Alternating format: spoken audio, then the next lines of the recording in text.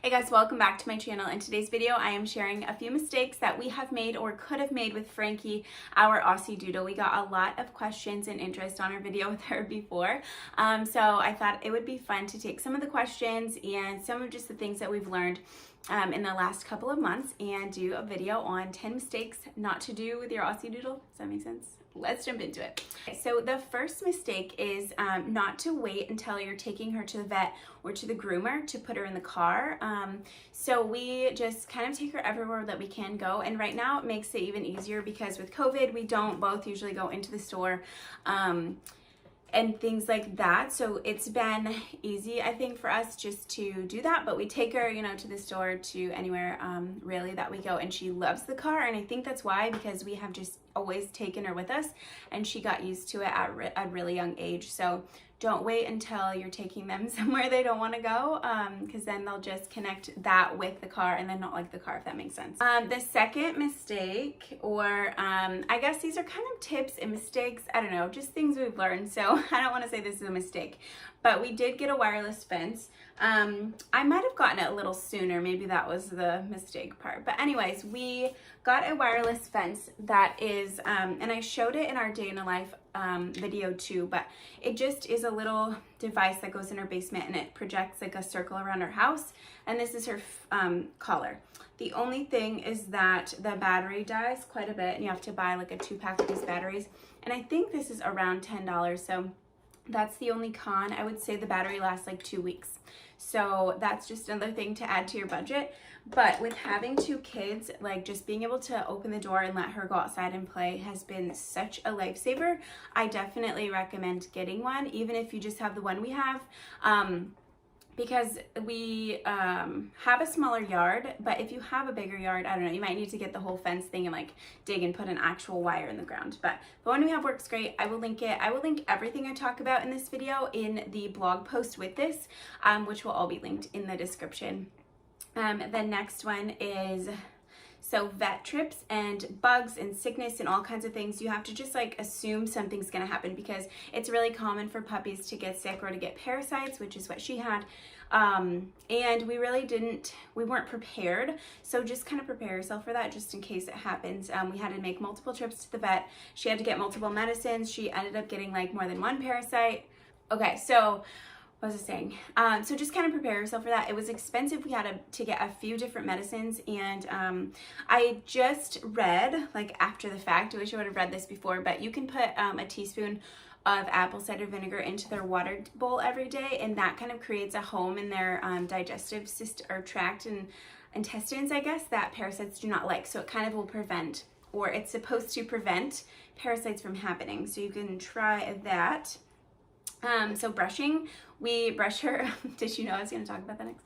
We brush her, I would say every day, at least every other day, just because she has the wavy poodle-ish hair, and so it can be prone to getting mats. So we took her for her first groomer's appointment, be gentle, quite a while ago now. She's almost due for her next one, but we took her in and they said we had done a good job of like making sure she was brushed and just maintained, really, because their hair can get kind of snaggly and she does need to get haircuts. We are going to take her, I think, try every 6 weeks and see if that works. She has more of a wavy than like ringlet curls, so she can go a little longer if we do brush it. But any doodle or dog mixed with poodle is going to be a little bit more high maintenance when it comes to grooming. Okay, so grooming was next. So basically, all that I said before, make sure you're maintaining. Make sure that you take your puppy as soon as you can, or as soon as the groomer allows, and even if it's just to get their nails trimmed or something simple, but get them like acquainted with and used to going to the groomer, because the longer you wait and the older they get, the harder it is for them to like adapt to going to the groomer, because it's a process. It takes her like 3.5, almost 4 hours. So I'm glad we took her as soon as we could, but also COVID has made things weird. So I don't know, it's just hard to make an appointment. It's hard to get in. So just have that in the back of your mind and like make your appointment as soon as you get your puppies, so that maybe if you have to plan it like 4 weeks out, you're just prepared. The next tip or mistake is to make sure that you train. What are you doing? Be gentle with her. So Poodles and Australian Shepherds are super smart dogs, and so she has so much potential. She knows the basic tricks and stuff, but she, like, I feel like she could do some cool tricks, so we might get into that later. But make sure you have enough time to spend with them in training, because it's something that they want to do. Like, Aussies are just driven to, like, please you and to just do what you want them to do and to be trained. And poodles are super, they're easy to train, and so make sure you spend a lot of time on that, or not even a lot of time, just a small amount of time each day on it. Okay, next thing is crate training. Did I forget to show anything so far? Oh, so with grooming, I was gonna share a few things as I go, and I forgot. So with grooming and brushing, we have two different brushes. This is just like a, I don't know, like a regular, it's not stiff or anything. It's pretty flexible, just like a regular, this is a person's hairbrush. But we have this, and this kind of just gets all the snags out and kind of just combs it. And then I also have this brush, which this is a Burt's Bee brush, and it's a sharp, I can't think of the name of these right now, but this one we have also. And I will just warn, like, this is sharp, so when they're super little, I don't recommend using this. It can irritate their skin, especially if you do it too much, but just be gentle with this kind of brush. But I like this because it kind of just like fluffs her more. It like really gets all of her hair, if that makes sense, and does a better job. But they're kind of dangerous and sharp. So I also use this kind of in between. It's Burt's Bees as well. It's just a waterless shampoo. So I don't know, kind of the same concept of a dry shampoo for people, but it just kind of smells good. It balances their pH, and it's good for like in between. She just gets that, you know, dog smell. So that kind of helps with that. Did I miss anything else so far? I don't think so. Okay, the next thing I have is crate training. So we waited like a week or two before we started crate training her, and we should have just started right away. She did really well with it. And it's just, I hands down 100% recommend doing it. It's amazing because she likes it. It's her just like safe little spot, and we get like peace of knowing she's not chewing stuff up when we're sleeping, or if we leave. We also put her in the crate for leaving for just like a couple of hours. But I definitely recommend doing that. I talked about this before, but there's a account on Facebook, Hypothesis or something like that. I'll try to put it here, but he has like good short training tips, and one of the ones was for crate training, and it's kind of just like a gradual, he does like positive reinforcement and just redirection kind of training, and he's really good. But it helped with her in training. She did well in general anyway, but it was pretty helpful. But just do treats.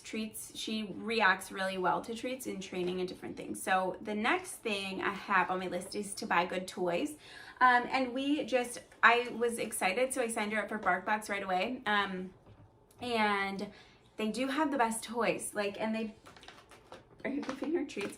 And they send you treats too, so you get like 2 bags of these really good treats. And this one is a, I don't know, oh, lamb.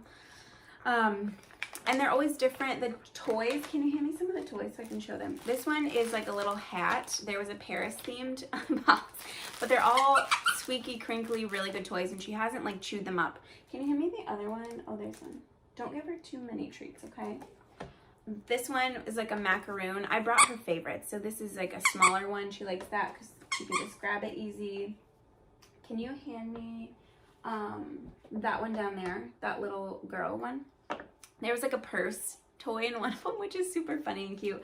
And this one, it's like a cat, but like I said, they all squeak. And I bought her a toy from Home Goods the other day, and she chewed it and ripped it within an hour. And she has never ripped one of these. So anyways, just buy good toys. Otherwise, you're just gonna be cleaning up fluff and squeakers and stuff all over the floor.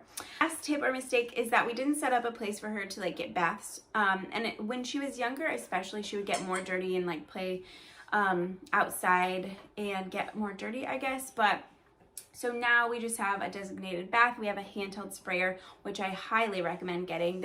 I got a cheap one for like 20 bucks on Target's website. I'll try to link everything that we have, but I definitely recommend getting that. And we also have a space set up just in the front where our hose is, right by the front door, so that we can clean her off after she digs or gets dirty, if she's too dirty to even bring her inside.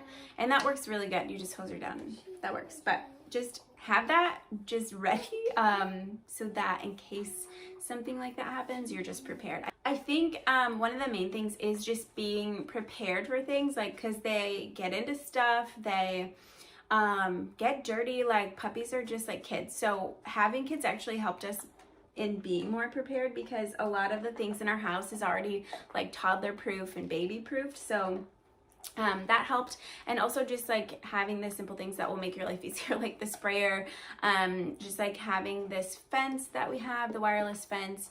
I don't know, this is just all things that have helped with us, and we are still new in all of this. So if you have any tips for us, please let us know in the comments, because every day is a different challenge. Not every day, she's getting easier, but it's just a lot more work than we all thought it was going to be. But she really is a good dog, and she's good with she's good with the kids, she's good with all of us. She's a really good family dog. I highly recommend Aussiedoodles, even Australian Labradoodles, which are a little bit different, but our neighbor has one of those, and a bunch of people we know have those, and they are really good dogs as well. Here you go. Good girl. Oh, another thing, we use these wool dryer balls, and these are good dog toys too. She has just started like to figure out she can really chew them up, but they are good just toys for around the house too. One more thing that I forgot to mention is a mistake that we still haven't fixed yet is do not have white sheets and white bedding with the dog, especially if you're gonna allow the dog up in the bed. That's like probably our first mistake. But her paw prints are all over the bed all the time. We have to definitely get different color sheets. It's terrible to keep clean. But that is my other tip.